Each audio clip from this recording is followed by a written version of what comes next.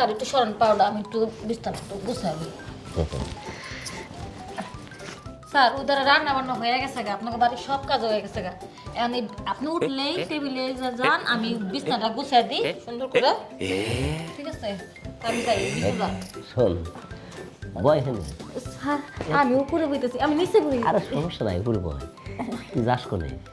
আর তোর এত পরিশ্রম করা লাগবো কে? এত বিছনে বিছনে জানা লাগবো কে? তোর রান্নাবাড়ি করা লাগবো না? কামের বুয়া এখন থেকে 2টা থাকবো, একটা না।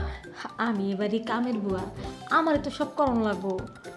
এটা কি কইতাছেন আপনি যে কামের বুয়া আমার কাম করানো লাগবো না, কামের বুয়া দুইটা আইবো? এটা বুঝলাম না।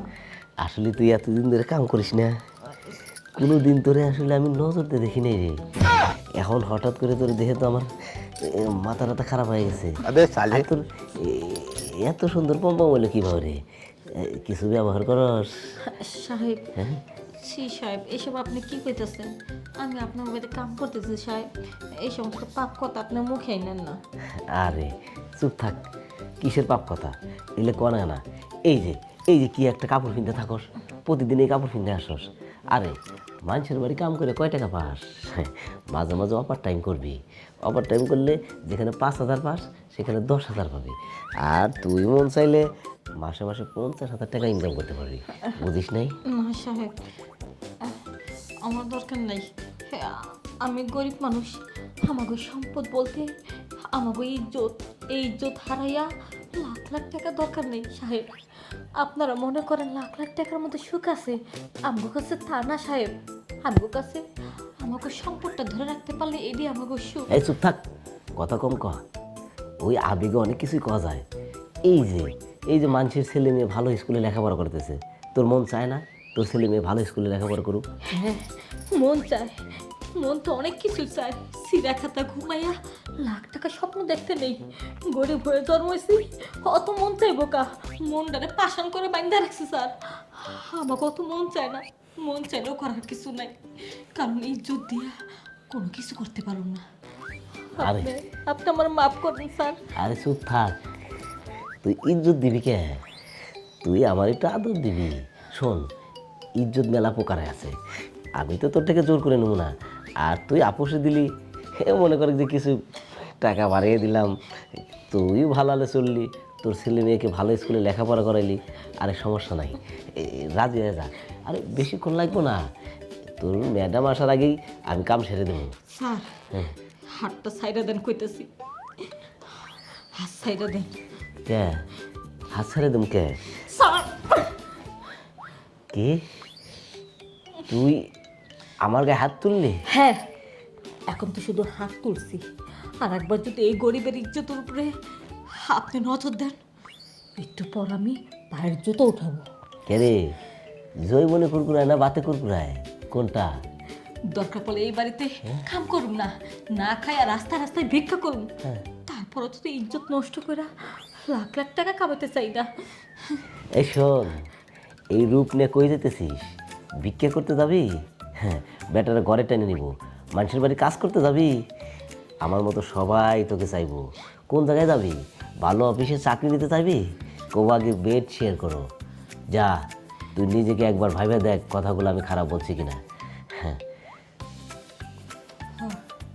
যেখানে যাবি সেখানেই তোর এই দেহটাই যাবে। ঠিক তো, হ্যাঁ, আমি তো অনেক সুন্দর, আমি যেখানে যাই সেখানে শুধু আমার দিকে নজর দেয়। এই কামের ঢোকার আগে গার্মেন্টসে গেছিলাম, সেখানে আমার দিকে নজর দিছে। তারপরে অন্য জায়গাটা ফ্যাক্টরিতে কাজে গেলাম, সেখানেও আমার দিকে নজর দিছে। এর দেহটা নিয়ে যেখানে যাই সেখানে নজর দেয়, নজর ছাড়া কোনো কিছু নাই। শোন, এত জায়গায় জায়গায় নজর দেওয়া বাদ দে। হ্যাঁ, এখন আমি যা বলি তাই শোন। নে আয়। বিনিময় আমার লাভ কি? আমি যে সব কিছু হারাই, আমি তার গরিব থাকতে চাই না। যদি সব কিছু হারাই তাহলে আমি বড় লোক হতে চাই, কোটি কোটি টাকার মালিক হতে চাই। সব হবে তোর। তোর যে চেহারা না, আমাদের ওই সাইডে বাড়িটা আছে না, আমি ইচ্ছে করলে তোর নামে লিখে দিতে পারি। তার বিনিময়ে তুই শুধু মন ভরে আমাকে এনজয় দিবি।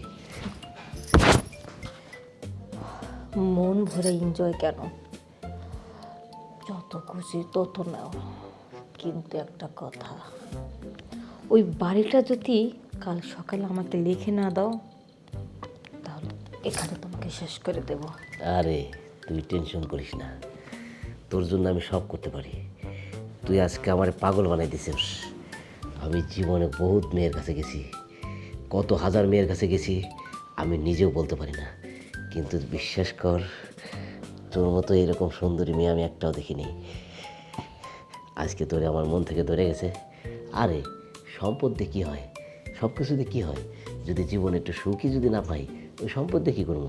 যা, তোরে আমি সব কিছু দিয়ে দেবো। আমার সব কিছু দিয়ে দিলাম, তুই তোর সব কিছু আমার উজাড় করে দিয়ে দে। দিম, কারণ জীবনে এই একটা পুরুষ মানুষ আমার গায়ে হাত দিছে। আমি তোমার সিয়া কইতাছি, পুরুষ মানুষের আদর কেমন আমি নিজে কইতে পারি না। জীবনে প্রথম আমি তোমার স্পর্শ পাইছি। আর যে মেয়েরা কখনো কোনো পুরুষরা আদর করে নেই, তারা হলো ভার্জিন মেয়ে। তাদের ভিতরে শুধু সুখ আর সুখ, কষ্ট। সব সুখ আজকে আমি তোমাকে ভরে দেব। বিনিময়ে আমার ওই গাড়িটা আর ওই বাড়িটা সব দিবা। সব দেবো তোরে, তুই কোনো টেনশন